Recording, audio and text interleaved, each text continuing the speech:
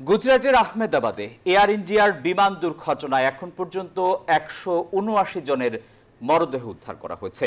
বিমানটিতে ২৩২ জন যাত্রী ও ১০ জন ক্রু ছিলেন। এখনো অনেকে নিখোঁজ থাকায় অব্যাহত রয়েছে উদ্ধার অভিযান।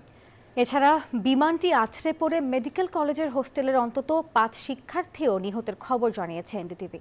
এই ঘটনায় শোক প্রকাশ করেছে ভারতের প্রধানমন্ত্রী নরেন্দ্র মোদী। এভাবেই ভারতের গুজরাটের আহমেদাবাদ বিমানবন্দরের কাছে লোকালয়ে বিধ্বস্ত হয় এয়ার ইন্ডিয়ার যাত্রীবাহী বিমান। মুহূর্তেই ধোঁয়ার কুণ্ডুলিতে কালো হয়ে যায় আকাশ।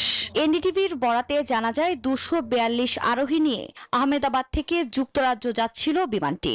সর্দার বল্লভভাই প্যাটেল বিমানবন্দর পেরোলেও মেঘানীনগর এলাকায় আছড়ে পড়ে বোয়িং ৭৮৭৮ ড্রিম লাইনার উড়োজাহাজ।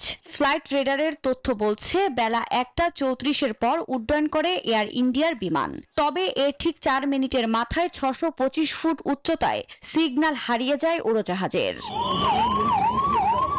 তথ্য বলছে যাত্রীদের মধ্যে ৫৩ ব্রিটিশ, ৭ পর্তুগিজ ও ১ কানাডিয়ান ছাড়া বাকিরা ছিলেন ভারতীয় নাগরিক। বান্ডেল থাকলে প্রতি সেনমানিতে টাকা বাঁচবে। বিকাশ সেনমানি বান্ডেল কিনে জিতুন প্রতি লেনদেনে। দ্রুত ঘটনাস্থলে পৌঁছায় উদ্ধারকারী দল, চেষ্টা করে আগুন নিয়ন্ত্রণের। দুর্ঘটনার পরপরই বন্ধ করা হয় বিমানবন্দরের ফ্লাইট ওঠানামা। স্বজনদের উদ্বেগ উৎকণ্ঠার মধ্যে ঘটনাস্থলে বহু অ্যাম্বুলেন্স।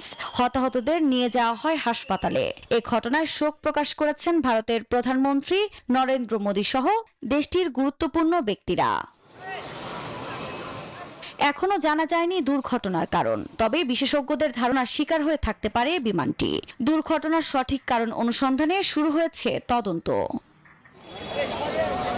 উড়োজাহাজটি আহমেদাবাদের একটি মেডিকেল কলেজের এমবিবিএস শিক্ষার্থীদের ছাত্রাবাসে আছড়ে পড়ে। এতে বেশ কয়েকজন শিক্ষার্থীর মৃত্যু হয়েছে।